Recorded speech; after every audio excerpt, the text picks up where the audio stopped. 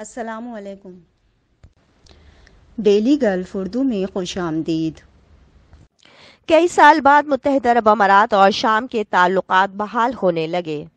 متحدہ عرب امارات اور شام کے تعلقات کئی سال بعد بحال ہونا شروع ہو گئے ہیں، اور اس سلسلے میں اماراتی وزیر خارجہ شیخ عبداللہ بن زید ال نہیان نے شامی صدر بشار الاسد سے دمشق میں ملاقات کی ہے، جس میں تصادم کی صورتحال ختم کرنے کے لیے مسائل کے سیاسی تصفیے پر اتفاق رائے پایا گیا۔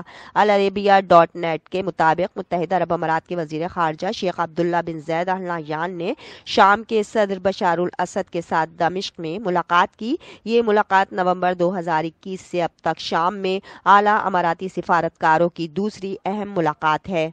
بتایا گیا ہے کہ 2011 میں شام میں شروع ہونے والی خانہ جنگی کے بعد شام کے ساتھ عرب ممالک کے ساتھ تعلقات خراب تر ہو گئے تھے، جس کے نتیجے میں شام کی عرب لیگ کی رکنیت بھی معطل کر دی گئی تھی، لیکن اب ایک بار پھر امارات اور شام کے درمیان تعلقات کی بحالی شروع ہو گئی ہے۔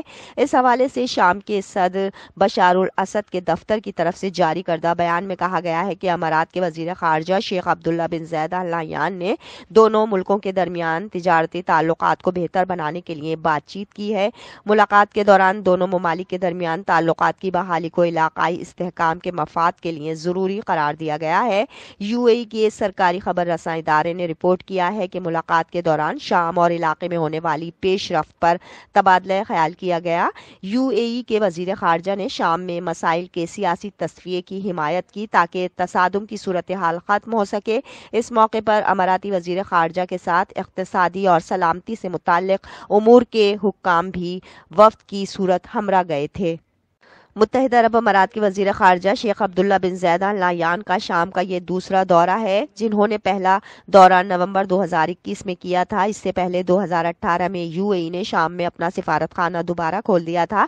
اس کے بعد جون 2022 میں بحرین نے بھی شام کے ساتھ اپنے سفارتی تعلقات کو مکمل طور پر بحال کیا، جبکہ الجزائر کے اعلیٰ سفارتکار بھی گزشتہ برس جولائی میں شام کا دورہ کر چکے ہیں۔ اس کے علاوہ شام کے صدر بشار الاسد نے بھی اردن کے بادشاہ عبداللہ سے اکتوبر 2021 میں فون پر رابطہ کر کے بات چیت کی۔ انہوں نے اس موقع پر شامی پناہ گزینوں کی میزبانی پر اردن کا شکریہ بھی ادا کیا۔ اب تک کے لیے اتنا ہی۔ اگلے بلیٹن تک کے لیے خدا حافظ۔